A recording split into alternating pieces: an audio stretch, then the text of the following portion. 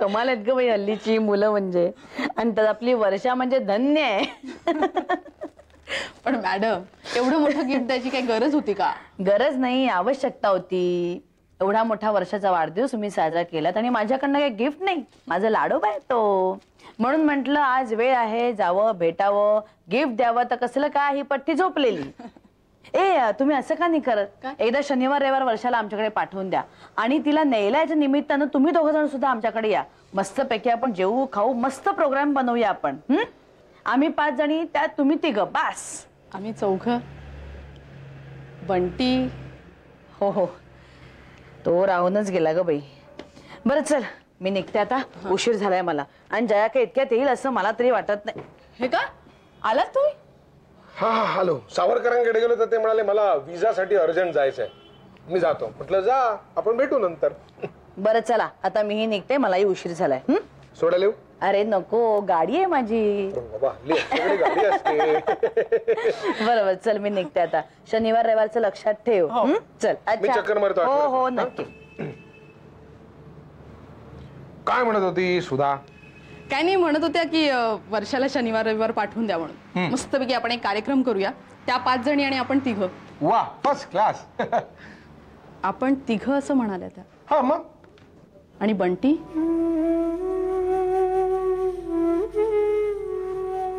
मी त्यांना म्हटलं तर म्हणाल्या राहूनच गेला.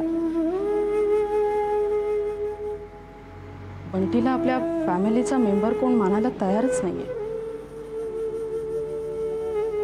काळजी करू नकोस, सगळं व्यवस्थित होईल एक दिवस कदाचित.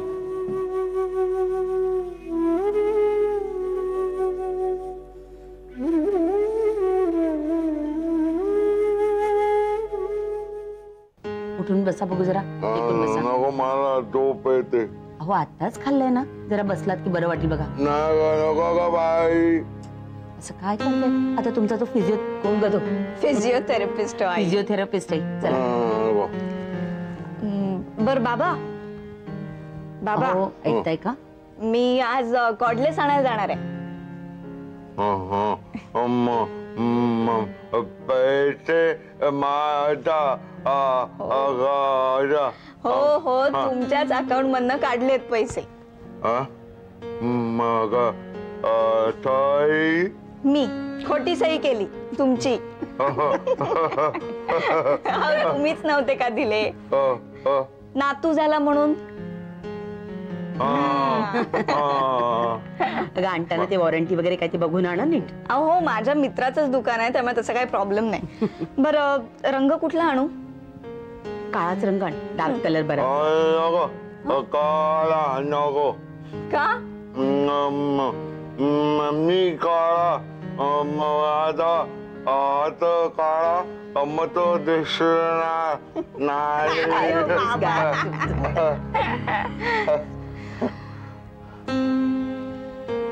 काय झालं? नाही कुठे काय काही नाही. काही नाही. तुम्ही बघता का? नाही म्हणजे आता कॉर्डलेस आणला की प्रॉब्लेमच नाही ना. मी प्रॉब्लेम नाही हो बाबा, तसं नव्हतं म्हणायचं मला. मी साध्या गोष्टी करून शकत. असं काय बोलताय? कुणी काही बोललं तुम्हाला? आणि आजारी काही कुणी पडत नाही का? आता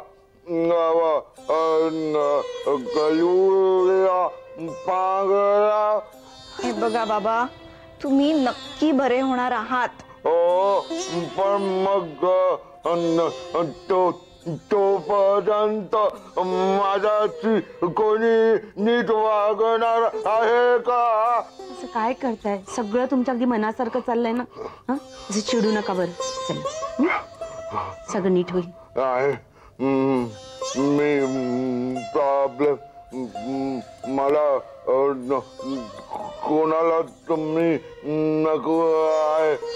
मी नाही राहत. मी जातो.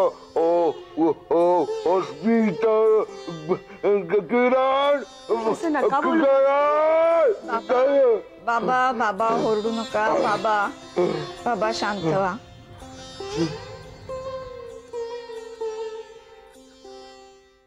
नाही, मी CM साहेबांशी बोलून घेतो. ओके, या, थँक्यू. अरे वीरू, कधी आहे रे बक्षीस समारंभ? 15 दिवसांनी. पहिल्याच चित्रपटाला बक्षीस मिळवणारा तू पहिलाच दिग्दर्शक असशील ना? नाही, असतील बरेच, म्हणजे एक सांग- असावेत. नाही, मला एक सांग, किती मिळतात रे बक्षिसाचे पैसे? काय पैसे जास्त मिळत नाही, पण तो मान महत्वाचा. याच्या पुढे नॅशनल अवॉर्ड असतं ना. हो, पण आम्हाला पार्टी पाहिजे हा? आज. देऊया की. आकांक्षाचा काही फोन आला होता? छे तिचा फोन वगैरे काय नव्हता आला. हो, पण आम्हाला मात्र आजच पार्टी पाहिजे, अगदी नक्की. अरे देऊया ना. हॅलो, हा वीरू बोलतोय. टेबल? नाही, मी नाही बुक केला. 3 माणसांसाठी? हा, एक 3 मिनिटात फोन करतो तुम्हाला. टेबल कोणी बुक केला? अरे असं काय करतोस? मी बुक केलं. मला न विचारता? अरे तुला आज बक्षीस मिळालं की नाही, त्या आनंदाप्रित्यर्थ. जड जड शब्द वापरू नकोस. हे बघ, तू काही समज, पण मला आज पार्टी पाहिजे, आज आणि आजच. देतो. नक्की ना? अरे हो. काय आहे, हो म्हटलंस तरी नक्की ना? पण अरे हो ना, एकदा हो बोललोय ना मी. जा, आज जा, तयार हो. देतो आज तुला पार्टी. ठीक आहे.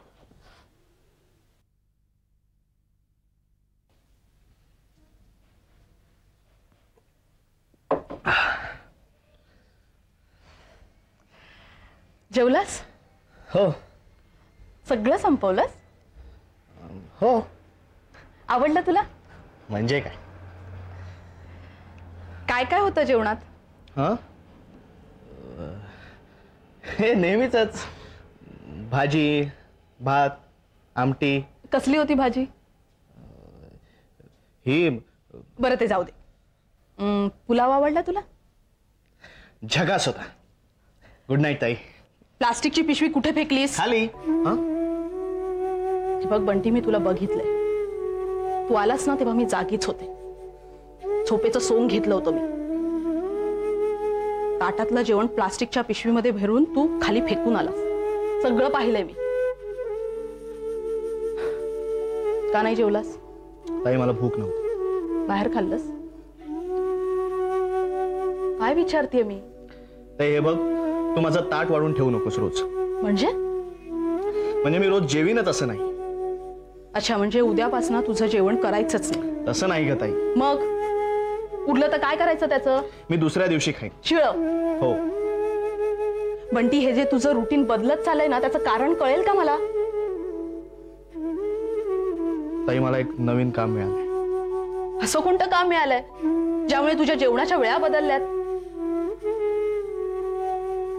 का तेही सांगायचं नाहीये?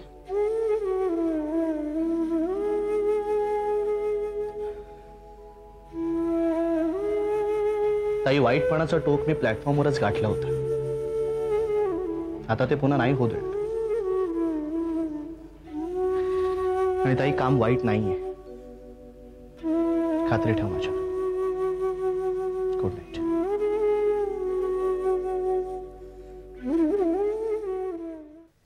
मला ना बाजारात जायचं होतं. ही किरण किंवा पल्लवी आल्याशिवाय काही जमणार नाही. का? हो का काय? तुम्हाला आणि भूषणला एकटं घरात टाकून मी कशी काय जाऊ? अहो सीमा देवी, भूषण आणि मी अशी एकूण 2 माणसं होतात. 2 माणसं कधी एकटी असतात का? 2 माणसं? तुम्ही आणि भूषण दोघंही लहानच आहात. हो रे हो, मी विसरूनच गेलो. भूषण, आपण दोघं लहान लहान मुलं काहीतरी खेळूया. चला, आजीला त्रास नाही द्यायचा. पुरे पुरे. भूषण भूषण, माहित नाही हा मुलगा मगाचपासून एकटाच त्या खोलीत शांतपणे काय करतो काही कळत नाही. आजोबाच्या ओळणावर गेला. शांत शांत गप्प गप्प. हो, आणि मगाचपासून भोंगा चाललाय तो माझा. नाही तर कोणाचा. सारखी माझ्याशी भांडत असतेस. मी नाही काय, एकटा दुकटा गरीब आजोबा गाठायचा आणि त्याच्याशी भांडायचं अशी आजी आहेस तू. होय, तुम्ही म्हणजे ना अगदी धन्यात. आले मी त्याला बोलून. धन्यवाद अनाबाजी. Thank you madam. अरे अच्छा, थँक्यू कशाबद्दल? आठवण ठेवून VCच्या सेक्रेटरीच्या पदावर माझी नेमणूक केल्याबद्दल. चांदेकर, त्यामागे माझा स्वार्थ होता आणि आपल्या युनिव्हर्सिटीचं भलं व्हावं अशी इच्छा होती. काही का असे ना मॅडम, त्यामुळे माझं भलं झालं ना, म्हणून तुमचे आभार. चांदेकर, माझ्या आत्ताच्या सेक्रेटरी कर्णिकबाई यांच्याकडून चार्ज घेताना तुम्हाला थोडंसं पडतं घ्यावं लागेल. म्हणजे वेळ पडली तर तुम्ही तसं नाटक करा असं मला म्हणायचंय. त्या काहीही बोलल्या तरी त्याच्याकडे लक्ष देऊ नका. ठीक आहे मॅडम, पण थोडक्यात सांगू का तुम्हाला, या बाईंनी माझ्या नाकात दम आणला होता. त्यांच्या मनमानी कारभारामुळे मी माझं काही कामच करू शकत नव्हते आणि म्हणूनच त्यांच्या समोरच मी शिक्षण मंत्र्यांना फोन लावला आणि त्यांची बदली करून घेतली आणि त्यांच्या जागी तुमची नेमणूक व्हावी अशी मी विनंती केली. आलं लक्षात मॅडम. या सगळ्या प्रकरणात बाई जरा दुखावल्या गेल्या असणार आणि माणसाच्या स्वभावाला धरून त्या माझं काय चुकलं असा विचार करणार नाही, तर सोयीस्कररित्या इतर आपल्याशी कसे दुष्टासारखे वागले असाच ग्रह करून घेतला असणार. चांदेकर, तुम्ही एक उत्तम प्रशासन अधिकारी आहात हे मला ठाऊक होतं, पण तुम्ही एक उत्तम मानसशास्त्रज्ञही आहात हे मला आत्ताच कळलं. अहो मॅडम, सरकारी कार्यालयात काम करताना इतके अजब अजब नमुने दिसतात की नाही म्हटलं तरी मानसशास्त्राचा अभ्यास होतोच. ठीक आहे, याचा अर्थ तुम्हाला एकूण सगळ्या प्रकरणाचा आता अंदाज आलाय. तर मग तुम्ही आता सुरुवात कशापासून करता सांगा. प्रथम मी कानात कापसाचे बोळे घालतो, त्यानंतर अदबीनं जाऊन कर्णिकबाईंना भेटतो आणि त्यांना सांगतो की इथल्या कामकाजाचा चार्ज माझ्याकडे द्या. त्यानंतर त्यांना काय बोलायचं असेल ते बोलू देत, मला काहीही फरक पडणार नाही. नाही मॅडम, जोक्स अपार्ट, ही गंमत मी प्रत्यक्षात करणार नाही. मी त्यांच्या कलाकलानं वागून त्यांच्याकडून इथलं सगळं कामकाज समजून घेतो. नाही नाही, पण तरी सुद्धा कितीही त्यांच्या कलाकालाने वागलात ना तर या बाईचा काहीही भरोसा देता येत नाही. तुम्ही सावध राहा. काही काळजी करू नका मॅडम. अहो, सगळं काही सुरळीत पार पडेल, आत्ता आणि नंतर देखील. मला इथे बोलवल्याचा तुम्हाला कधीही पश्चाताप होणार नाही याची मी तुम्हाला खात्री देतो. All the best. Thank you madam.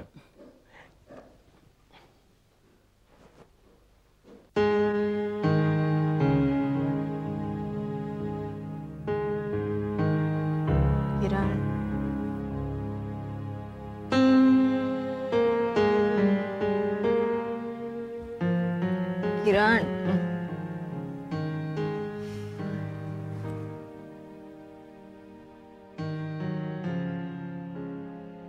काय झोपायचं नाहीये?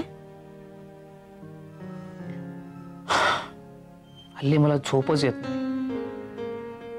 का? तुला बोललो नाही, पण हल्ली मला रात्री 2-3 वाजेपर्यंत झोपच लागत नाही. उगाच आपलं अंथरुणात पडायचं म्हणून पडायचं. का रे? बाबांची काळजी वाटते? तू काळजी करू नकोस किरण. बाबा नक्की बरे होणार, खरंच. अरे, पॅरालिसिसचा अटॅक म्हणजे काय जीवावरचं दुखणं नाहीये.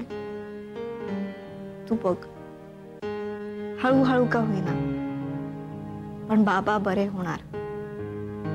खरंच? नक्की? नक्की. तू काळजी करू नकोस आणि जास्त विचारही करत बसू नकोस.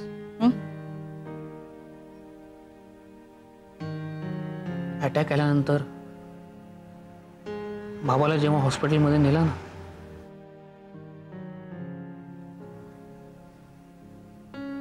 तेव्हाचा बाबाचा चेहरा माझ्या अजून डोळ्यासमोर येतो. डोळागोळा झालेला, केविलवाणा.